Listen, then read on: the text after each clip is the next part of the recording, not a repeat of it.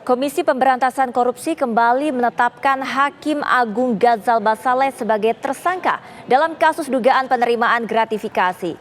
Ghazalba diduga menerima uang haram dari sejumlah perkara yang ia adili.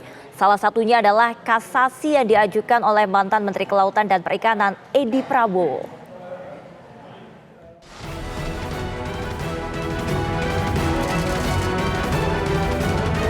Belum lama keluar dari rutan KPK setelah divonis bebas oleh Pengadilan Tipikor Bandung dalam perkara dugaan suap, Hakim Agung Ghazalba Saleh kembali memakai rompi oranye dan dijebloskan ke penjara.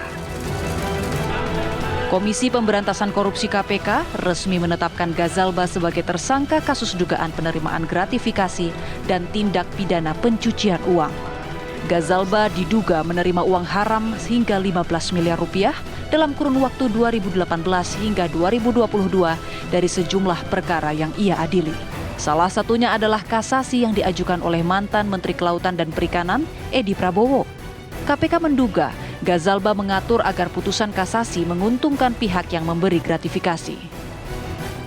Untuk perkara yang pernah disidangkan dan diputus Saudara GS selaku Hakim Agungnya, terdapat pengkondisian terkait amar isi putusan yang mengakomodir keinginan dan menguntungkan pihak-pihak berperkara yang mengajukan upaya hukum di Mahkamah Agung.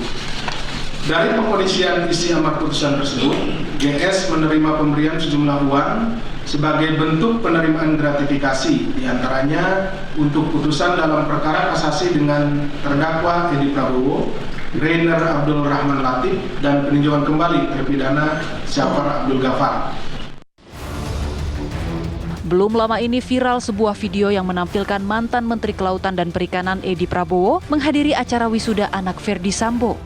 Kementerian Hukum dan HAM menyebut Edi telah bebas bersyarat sejak 18 Agustus 2023. Pengadilan Tipikor sebelumnya memvonis Edi Prabowo dengan hukuman 5 tahun penjara dalam kasus dugaan korupsi ekspor benih lobster.